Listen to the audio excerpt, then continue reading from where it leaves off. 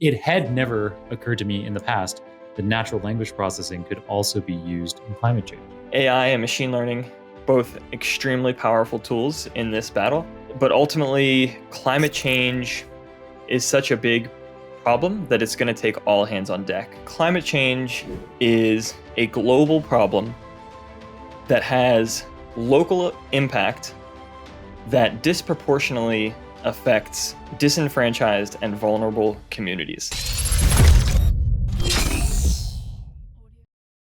Vince, welcome to the show. It's such an honor to have you on. John, it's a pleasure to be here today, and can't wait to really dig into everything with you today. It's always a pleasure to speak with you. Yeah, this is such an important topic. We will get to all of that. But first, tell us where in the world you are. I mean, I think I know. I have a feeling that you are in New York, in the Bronx, New York. Am I right? The beans have been spilled. I am in the Bronx here in New York City. That's right, in the Boogie Down. Nice. And so, as maybe many listeners, or to listeners who have listened to this podcast many times, they probably know that I live in Manhattan. We don't live very far away from each other. And we actually recently, we went to the New York Botanical Garden together. That's right. Right here in beautiful Bronx. So we have met many times before. So Vince and I used to work together at a company called Untapped, where I still work. And we also, in 2020, started a podcast together called A4N, the Artificial Neural Network News Network, which was a fun podcast. It was a news show on AI and machine learning news. It was intended to be very lighthearted. We only made 4 episodes, but in that time, our second guest on the podcast ever was one Kirill Eremenko. And I suspect that Kirill's experience on the A4N podcast is related to why I am now, why you're now stuck, everyone listening to me right now on the Super Data Science podcast, listening to me. And I hope that at least some of you are enjoying that transition. So anyway, so Vince is very experienced with podcasts, and I wanted to bring him on because he knows a ton about the climate and how machine learning and data science can be used to help with the climate. Let's dig into this green machine learning topic. So I know that there are some applications of data science and machine learning to tackling climate change. And I really wanted to have that be a focus of an episode. But you are the person who is most knowledgeable by far about that topic. And so I wanted to have you on the show and provide. I know it's going to be a wealth of knowledge on this topic. So before we do that, what is your how long have you been involved in climate science or learning about it? And, what do you do today in that space? Yeah. So, it's hard to identify a time when it really started for me. But when I think about that and have been asked that in the past, the moment that really sticks out for me is actually when I was in first grade. I went to a kindergarten where we celebrated Earth Day for an entire week. And this involved activities like, watching a caterpillar form a chrysalis and turn into a butterfly, everything to just studying the trees out in our playground.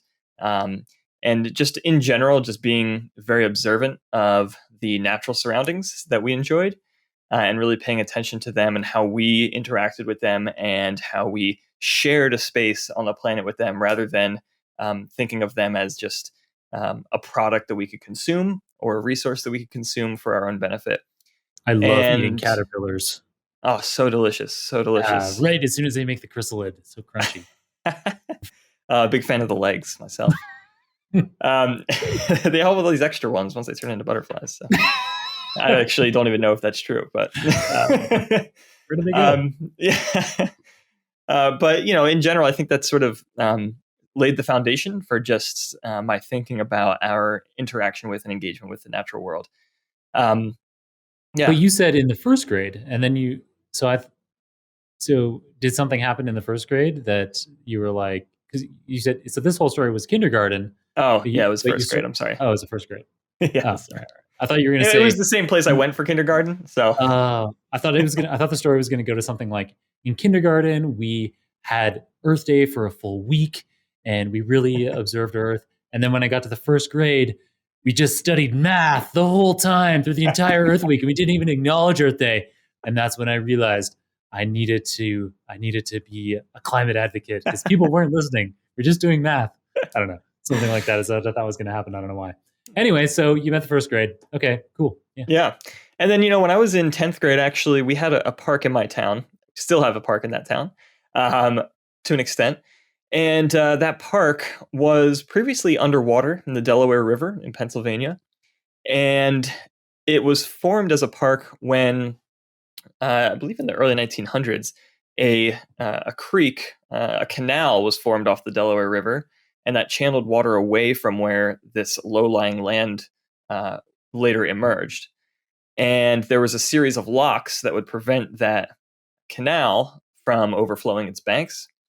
And when I was in 10th grade, not first grade, some flooding occurred, which caused the dams, the locks to break, and all that water flooded our town's park. And this park was like the hub of social activity for young people in my town.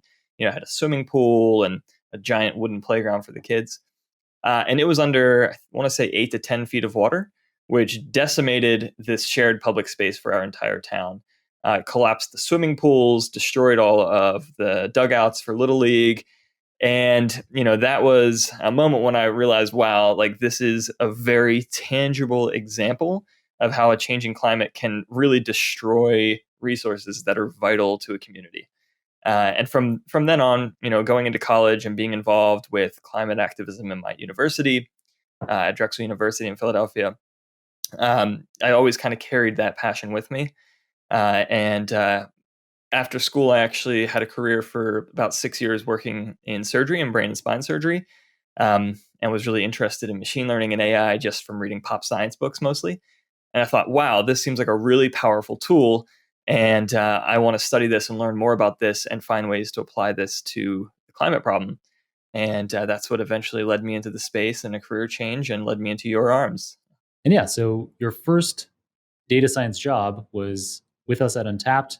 And yeah, you're a brilliant data scientist. So we are very grateful to have had that time with you. And it's great to hear some of the background on your inspiration behind your climate work. I didn't know a lot of that backstory before. I just knew that you were very passionate about the climate. So today, on top of your day job as a data scientist at AWS, you moonlight, as it were, as a climate advocate for the Citizens Climate Lobby, right? So Yeah. what does that mean? What is the Citizens Climate Lobby and what does a climate advocate do? Yeah, so the Citizens Climate Lobby is an organization. It's a volunteer, nonpartisan lobbying group. And so we are a nonpartisan group of just citizens in the United States and abroad. And we lobby state, local, and federal officials for a particular policy, and namely a carbon fee and dividend. And so, we are really advancing a particular policy proposal where we'd like to see carbon priced in the economy in a way that is equitable for everybody who participates in the economy. And that's where the dividend part comes in. So as a climate advocate with Citizens Climate Lobby, what we do is we spend a lot of time building relationships with community leaders in our communities and with elected officials, and so that we can advocate for this policy and really kind of build the political will to take the action that we feel will be a very durable climate policy. There are all kinds of climate policies you could advance. Some of them are more politically divisive than others, and we feel that this particular policy is sticky, as you might say, because it's really consistent with the views of most folks, regardless of their political leanings. Nice. And so we're talking about having a price on carbon, right? So if Yeah. you emit a ton of carbon, you have to pay a certain amount for emitting that carbon. And typically, I think the way that these schemes work in places where they have been implemented, there's typically a scale over time, right? So there's like a floor on the price that typically starts kind of low. And so that provides heavy emitters like factories to start coming up with solutions at that low price and knowing that in the future, the floor on these carbon credits is going to go up. And so we better be innovating to avoid, to avoid unnecessary carbon release. Yeah, exactly. Exactly. And the whole idea is that right now we have this major externality that is totally unpriced in our economy, which is carbon emissions. And so the idea is to start pricing that externality because it has genuine costs, both economic and otherwise, for everybody on the planet. And so this is an attempt to correct a market failure. And so this particular policy prices the carbon at the point where it enters the economy. So at the coal mine, at the oil well, at the port, when the oil is imported. And the assumption is that those costs will be passed on to consumers. And so 100% of those fees that are collected are returned as a flat payment to everybody with a social security number in the United States. And so in some ways you can think of this as being redistributive or progressive. And in fact, the bottom 3 quintiles of income in the United States would actually come out ahead. And so they would actually profit from something like this. And that's a result of the fact that those upper 2 quintiles are very disproportionately more likely to consume more and to generate more emissions. So, yeah. Right, and so that part I am less familiar with. So the climate price, that's something that I'm used to reading about a lot. I read The Economist every week, and they are huge fans of carbon pricing as a solution, as one solution in climate change, or for avoiding climate change. But I didn't know much about this dividend. And so that's very interesting to hear. I'd never heard that from you before. Cool to know about that. But now let's jump to the topic that I think our listeners really want to hear about, which is how machine learning and data science can be used to tackle climate change alongside policy initiatives like carbon pricing schemes. Yeah.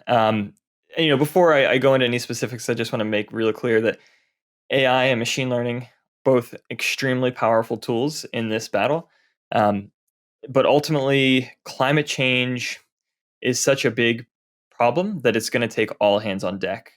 And anything that we do in the AI space will need to be in collaboration with subject matter experts in other domains. And so that allows us to accelerate the pace of advancement and development of new capabilities within those existing domains so that they can be more readily capable of dealing with and tackling climate change. And some of those domains where we can apply them are, might seem somewhat obvious, places like transportation, electrification of the transportation system, or reducing transportation activity by optimizing routes and things like that. But some of them are actually pretty surprising, at least to me, some of the ways that AI could be applied. So just, to list some of the places we could be applying AI and machine learning are things like electricity systems. We could be enabling low carbon electricity by optimizing solar generation or wind generation and power delivery using predictive methods, using hyperlocal weather predictions, for example. Buildings and cities, optimizing buildings by controlling their HVAC and lighting systems in a very predictive way or an optimized way is another great example. I mean, Google has done amazing work in this field, optimizing the energy usage of their data centers using some AI and machine learning techniques. And this goes all the way to some of the research out of the DeepMind team at Google. Yeah, was helpful. So like some deep reinforcement learning involved in saving some money in those costs in the centers. I didn't realize that also had, of course it does. I mean, I've only ever thought about that as something that saves them money. I wasn't thinking about how that's also good for the climate to obviously be emitting less. Hey everybody, hope you're enjoying this amazing episode. We've got a quick announcement and then we'll get straight back to it. The announcement is that Data Science Go Virtual number 3 is approaching quickly. It's happening on April 10th to 11th, and you can get your free tickets today at datasciencego.com/virtual. We've got incredible speakers, hands-on workshops, and an expo area that you can virtually attend. And of course, we've also brought back one of the most popular parts of DSGO Virtual, the networking sessions. These sessions are the best way to become part of our global data science community. Over the course of the conference, there will be several 3-minute speed networking sessions in which you connect with a randomly selected data scientist from anywhere in the world. After the 3 minutes, if you like each other and you'd like to remain connected, you hit the connect button and you can stay in touch. Once again, every aspect of the Data Science Go conference is absolutely free. Register for your ticket today at datasciencego.com/virtual, and we'll see you there. And now, let's get back to the episode. Yeah, I think it's very common for us to think of saving money and saving the planet as being mutually exclusive. But, in many cases, those two ideas are completely consistent with one another and totally compatible with one another. A great example of this is things like supply chain optimization. How can you optimally pack the most packages into a single delivery truck and take the shortest possible route to deliver all of those packages? And that's a great application of AI. And not only does that minimize the emissions that delivery truck will generate, it also reduces the cost associated with operating it. And so there are tons of examples that we see with this. Another example is with precision agriculture. It's important as the human population continues to grow that we're able to produce enough food to feed everybody around the world. And the field of agriculture is already incredibly sophisticated with its automation and with its ability to scale technology in order to meet the demands of a growing population. But to be able to continue to do that and continue to push that envelope, AI is a great and very powerful tool to do that.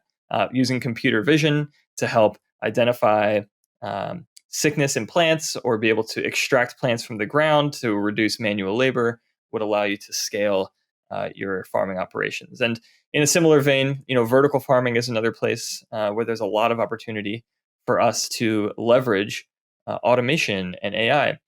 And there's a lot of work to do there, and a lot of that is not necessarily related to AI or machine learning, but that's just another example of where cost and environmental responsibility are completely consistent with one another. Those are all super cool examples. I am fascinated by ideas around vertical farming and precision agriculture. I think it's really cool to think that, even in urban areas, you could have so much grown in the urban area in unused buildings or on the roofs of buildings. When I first heard about how machine learning was being applied to vertical farming and agriculture from you, I went and found a documentary on it, and I was blown away. I was like, "Oh, this is some totally cool new thing!" Like, I wonder if this is completely uncharted territory, and discovered that there is a huge business already existing in the New York area. So, New Jersey, Brooklyn, there are huge vertical and indoor farming ops, grow ops. Yeah. I think that's something different. But They're growing plants. Yeah, you're right. You're not wrong. Yeah. It's already it's an industry that's experiencing explosive growth right now, and I think it's fantastic. And there's even a startup in California that is trying to 100% automate the process, not just the growing process, but also the harvesting process and the packaging process, so that you could imagine just a giant warehouse where no one even works in there, but you just are able to receive produce from it. It's like a giant produce dispensing machine. And, I think there's a long way to go still. Vertical farming right now has been very successful. I'd be surprised if you told me that was like, they're almost done. They're opening next week. Pretty much finished. Yeah. No, but I think, vertical farming, right now it's sophisticated at producing microgreens and premium lettuces at a premium cost. And I think that the next step for vertical farming will be, okay, how can we scale this technology both in size to make it accessible to more people and more places, but also how do we expand the types of foods that we can grow here? Because something like lettuce is going to be a much easier challenge to tackle in a warehouse than growing a row crop like corn. And Right. so, yeah, that's sort of the frontier for vertical farming, and I'm really excited to see kind of where that goes. Nice. I don't want to spend too much time on vertical farming because I'm sure there's tons of topics to cover, but why is it more expensive? That's a good question, and I think the major expensive input for vertical farming is energy. Mm. Lighting is generally going to be Oh, more expensive than sunlight. right. And that is also sort of the main point where it, advances are continuing to drive the costs down to be competitive with traditional agriculture. As we see more efficient LED lighting and more research around the exact bandwidths of light that a plant needs to grow and the exact amount of light energy that a plant needs to grow, Mm. we're seeing further and further improvements in the efficiency of lighting systems. Nice. And that's a potential predictive modeling opportunity right there. Absolutely. Absolutely. Nice. Yeah. Cool. All right. So vertical farming, optimizing energy delivery. What else we got? What else can we do with machine learning? Yeah, and this is an area that I think is interesting is just social impact. A great example of this that I love is Dr. John Cook, who many folks have probably heard the stat of 95% of scientists believe that climate change is real and a big problem, and that's a bit of an outdated statistic at this point. But when that data point started actually being publicized, they were quoting a paper by John Cook, and he has since. Presumably, even more people, even more scientists. Yeah, right. Correct. Correct. Yeah. Thank you. But I had an opportunity to meet him actually at a Citizens Climate Lobby conference in DC. And I told him, hey, I'm really interested in machine learning and AI. This is before I worked in the field. And I said, how can I make an impact in this space? And he told me about a project he was working on called the CARDS system, CARDS. And basically, it was a natural language processing model that could ingest articles or tweets and that could classify them in terms of how likely they were to be misinformation about climate change. And so the idea here is how can we use AI to identify falsified or bad information about climate change so that we can raise public awareness and give people correct information in an automated way. And there are a lot of other social impact opportunities for applying AI. Um, things like managing infrastructure is just a fantastic opportunity for applying AI and machine learning that would have an enormous impact on societies everywhere. Nice. That is a cool one. I hadn't thought of. I would never have. I mean, maybe not never. It had never occurred to me in the past that natural language processing could also be used in climate change. It just there isn't an obvious link there. But now that you mention it, that is, yeah, identifying misinformation is definitely a good use of NLP.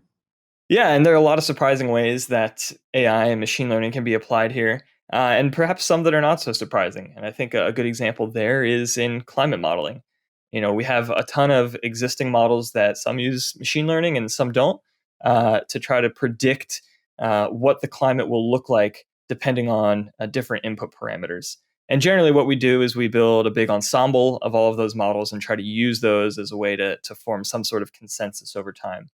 Um, but being able to ingest larger and larger amounts of more hyper local data get better predictions over time would really help us with adaptation, which is one part of dealing with climate change that's a little different than mitigation. But being able to predict what the climate will look like in the future would play a huge role in letting us adapt to it. Um, and a lot of that also could be related to forecasting extreme events. How much more Right. likely are we to experience superstorms in the future? And so getting good climate prediction models would be a great resource there in helping us predict that and really be prepared for them in the future. Yeah. How high do we need to build the flood walls around Manhattan or Exactly. New Orleans or whatever? Yeah, and one of the specific advancements in that area that I'm very excited about is what I would call kind of colloquially physics layers in neural networks, which basically constrain the parameter search space that you're exploring when you're trying to train a neural network to that region which is consistent with the laws of physics. So rather than having an infinite search space over your parameter space, you have a smaller infinite search space where the laws of physics are respected. And so there's some really promising results coming out of that area now that I think will have a big impact in this field. All right, I want to talk about that for a second. It isn't directly related to climate change, but do you mean, I'm unfamiliar with this. So, do you mean that the outputs of the model are are physically possible, or something to do with the model weights respecting the laws of physics? The former mostly, and there are a number of different techniques for this, Phew. but I think I was like, oh man, what does that even? I was my mind just bent there. I was trying to think of how like neural network weights could like behave the laws of physics. And I was like, man, no, they tend to be pretty good about that. I think the simplest version of this is something like regularization or a penalty applied to your loss function if the result of your model's output for during a training run violates the laws of physics. And so you heavily penalize the model for making predictions that are impossible, basically. nice. It could never be that hot. Exactly. Oh, jeez. All right. So climate modeling, you're right. I guess that is a relatively obvious use of machine learning in the climate space, but that's a very cool innovation nonetheless. You got anything else for us on your list there? Yeah, and this is something that's near and dear to my heart. As much as climate change is definitely a systemic global problem, um, and we need action on a social and societal level. Uh, Personally, I believe that individual action is also very important because many individuals taking individual action result in society level action. And so I think that we could really help people make good decisions in their personal lives by giving them better information to inform their decision making day to day.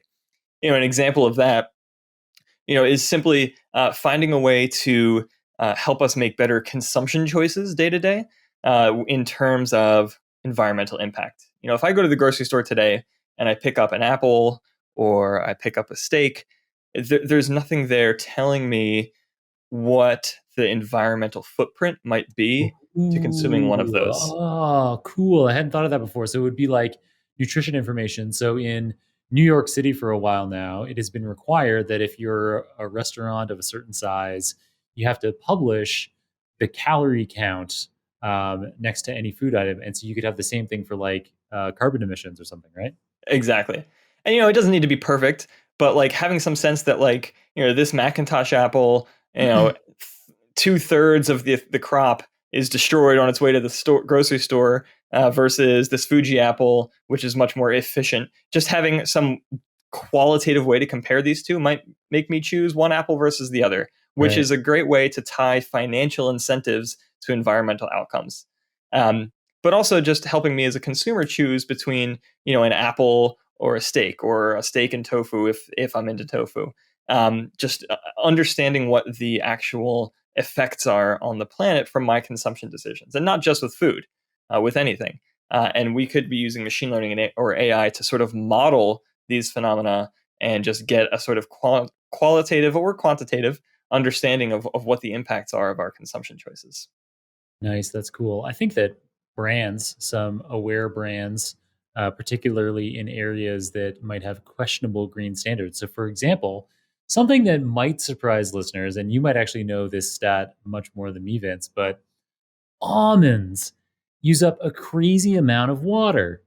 And so there's a lot of almond farming in California, and California has a lot of droughts, and almond farmers take a lot of the blame for those droughts. And so I noticed just this week that on my particular brand of almond milk, it says right on the bottle, there's like one entire side panel of the almond milk container says that they somehow offset all of that water use. Wow. That's kind of How? interesting. Yeah, that was my next question. Yeah. Well, I mean, good for them. That's great. But wow. They ship in a bunch of water bottles into California. Just industrial scale dehumidifiers capturing water from the Yeah, air. exactly. I don't know. It's a good question. They use cold fusion to have hydrogen and oxygen in the air combined together to form water. They haven't thought of any other better uses of that cold fusion system yet. There are none. There are none. Yeah, that'll do That's it. the best one. Offsetting almond farming. Yeah. Cool. So, all right. So those are all awesome use cases of machine learning, data science, and AI for climate space. But are there any dangers or risks associated with using tools? Do we need to be careful? So I think we're coming up next in the show. We're going to provide people with tips on how they, as a data scientist or as just a concerned citizen or what have you, how they can be involved in the fight against climate change, maybe how they could even use data science or machine learning to make an impact. But before we get to that, is there anything that they should think about before they do? Definitely. And, ultimately, John, climate change is a global problem that has local impact that disproportionately affects disenfranchised and vulnerable communities. So, any strategies that we want to use to address climate change need to be very careful to avoid reinforcing existing inequities, and perhaps should even focus on targeting vulnerable people and places. Because otherwise we could end up in a situation where we're creating solutions for the areas that might not need them and avoiding creating solutions for places and people that need them most. So AI and machine learning, like any other tool in our toolkit, are tools that we can and should wield uh, for solving this problem. But it's important that we're thoughtful about collaborating with the subject matter domain experts that I talked about earlier, so that we can make sure that we're having a big impact. And some of the risks that are associated with that come down to things like making sure we're not using too complex of a tool for what might actually be a simple problem. Because just as an extreme example, imagine if I wanted to train GPT-3 in order to perform sentiment analysis on tweets about climate change, and just imagine the carbon emissions associated with training a model of that size, and what am I actually getting from that when I could have just used a logistic regression model, over some word embeddings or something like that. Yeah. In case you aren't aware, listener, GPT-3 is an enormous natural language model that has hundreds of billions of parameters. And yeah, so the carbon footprint is actually something that it's a contentious issue. And I've been thinking about having this be a specific topic on the podcast. I should do that sometime soon. But there's been a huge paper. So at the time of recording, we're recording in early March. And just a few weeks ago, there was a big paper released called Stochastic Parrots. And it's a paper out of from researchers at the University of Washington and controversially former, as well as current Google employees talking about some of the negative aspects of these giant language models. So like GPT-3 has been hailed as a huge achievement in the natural language space. And I haven't read all of the paper, but I know that the idea of the stochastic parrots title is implying how, parrots don't really have an understanding of natural language, but they can squawk some things back at you that sound impressive. And these stochastic parrots can be like a parrot with a little bit of randomness in it. Stochastic just means randomness. But that they're not actually intelligent in the way that a human is intelligent. And so anyway, that was a long-winded way of saying that maybe these huge natural language models aren't as effective as some media splashes have suggested. And on top of that, there could be negative side effects like huge impacts on the climate. So anyway, Absolutely. Sorry to take away from your time there, Vince. No, thank you for adding to the conversation. And what was your time on at the end of the podcast? Okay, great. Yeah, and I mean, to your point, it's just a giant hammer for what might end up being, in some cases, a small nail. Or inversely, there's a risk in the inverse, which is that as a computer scientist, we might have an oversimplified understanding of a particularly nuanced or complicated problem, and our attempt to solve it without collaborating with domain experts uh, could cause more harm than good in some way or another, in some nuanced way, or through some downstream impact. Um, yeah, and just in general, the failure to be able to predict unforeseen risks is a major risk in this kind of work when you're not collaborating. And so, basically, the theme of everything I'm saying here is that collaboration is really key. Uh, Listening to people in other domains, recognizing that as computer scientists working in AI and machine learning, we have a particular domain of knowledge that is powerful at accelerating other domains, will be critical to making a big impact and making a positive impact. Nice. So understood. Machine learning is only a tool. We do need to be careful how we wield it, no doubt. So, how can people wield machine learning to make a difference themselves? How can our listeners make an impact? Yeah, so I think ultimately, we want to be. There are a lot of us who want to be involved in using the skills and the tools that we have to be helping with this. And work, coming off of what I said a moment ago, I think the best way to do this is to collaborate with folks from other domains, and finding ways to do that is key. And so I would recommend that folks who are interested in this check out Climate Change AI, which is an organization started by Priya Danti, who is a PhD student at Carnegie Mellon University. And that is an organization that is historically kind of oriented towards researchers in the field, but is rapidly expanding to sort of encompass and include folks from industry as well.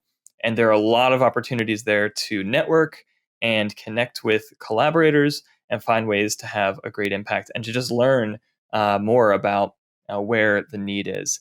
And speaking about that, about climate change AI and Priya Danti, she was one of the key authors behind a seminal work in this space called Tackling Climate Change with Machine Learning. It is a 100+ page paper. Oh, Yeah, man. yeah, I hadn't made that connection. yeah. It's all coming together. There are so Uh, many names on that paper. I know, I know, and some big names too. Some household machine learning Joshua scientist Bengio's on names. there, right? Yep, yes, he is. Yeah. Andrew Wu. Oh, yeah. And so, um, yeah, so that organization is open to folks who are interested in this space and finding ways to collaborate with others. But definitely check out that paper. It's long at over 100 pages, and that's because it has an enormous amount of extremely valuable information on everything we talked about today. And we touched on a few areas where machine learning and AI can have an impact, and this paper is just basically the Bible or the encyclopedia of possible avenues to explore. And there are even business opportunities that can be made out of almost any single one of these that we're interested in. And in fact, there is a website that I would recommend your listeners to check out called The Diamond List, thediamondlist.co, which basically is a list of companies that are making significant climate impact. And that's a great place to check out what sort of activity is happening right now in industry that's focused on having a positive impact. um, and just in terms of private corporate action, there's also a website called climatevoice.org that is a great place for those who are in industry to find ways to come together and to advocate for climate action and climate policy um, together. Nice. Great choice of final word. Thank you. So that's brilliant. So we've got Climate Change AI, diamondlist.co, climatevoice.org. I love it, Vince. Thank you for those straightforward tips for how people could wield ML themselves. So In addition to the paper that you just cited, which is the encyclopedia for people wanting to apply machine learning to tackling climate change, do you have any other books that you recommend that people should read? Yeah, personally, I like to take a very pragmatic approach to addressing climate change. And so sometimes when we dig into the numbers and do the math, we find that our expectations are slightly violated in terms of what we think will have the biggest impact. So there's an amazing book I have here actually called Drawdown. You get it in the frame. And this book basically lists, it's a comprehensive plan of ways to reverse global warming is the subtitle of the book. And basically this goes through dozens of different actions that we can take to try to mitigate climate change, and then ranks them quantitatively by the impact they'll have. And there's some pretty surprising outcomes here. In fact, the number one most impactful issue, according to the numbers in this book, is refrigeration. And so Wow. this book suggests that refrigeration and modernizing the way that we cool things is perhaps the single most important climate issue. And so I would definitely recommend readers to check out this book because it's a great way to reframe our understanding of what does and does not have a big impact. Brilliant. So we've learned a lot from you in this episode, tons of resources to check out, things to read on our own. But how can we follow you or get in touch with you if if we'd like to learn more from you about machine learning applied to climate change or just climate change generally? Yeah, I would definitely invite people to add me on LinkedIn, Vince Petaccio II on LinkedIn. Yeah, I'd be happy to connect with folks. Nice. All right. Well, thank you so much for being on the show, Vince. And hopefully we can have you on again soon to give us an update on other big news in the green machine learning space. It was absolutely my pleasure, John. Thank you so much for giving me the opportunity to come and talk to you today about this. My pleasure. Catch you soon. Wow. Vince sure knows a ton about cutting edge data science as well as how machine learning can be used to fight climate change, doesn't he? In today's episode, we covered tons of green machine learning applications, including optimizing energy delivery, precision agriculture, identification of misinformation, and climate modeling. We also discussed the importance of working with subject matter experts when designing climate change solutions in order to ensure you're maximizing global impact and avoiding the reinforcement of historical inequities. And Vince provided us with a number of specific resources to enable us to move forward and take action ourselves, ranging from the highly technical and detailed Tackling Climate Change with Machine Learning paper to organizations we can get involved with like Climate Change AI, DiamondList.co, and ClimateVoice.org.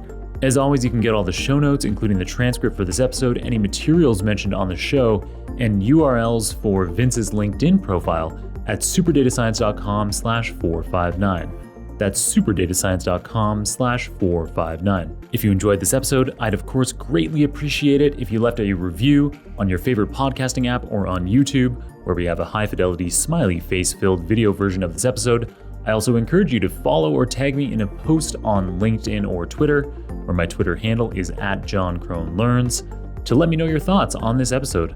I'd love to respond to your comments or questions in public and get a conversation going. You're also welcome to add me on LinkedIn, but it might be a good idea to mention you are listening to the Super Data Science podcast so that I know you're not a random salesperson. Since this podcast is free, if you'd like a hugely helpful way to show your support for my work, then I'd be very grateful indeed if you made your way to the Data Community Content Creator Awards nomination form. The link is in the show notes.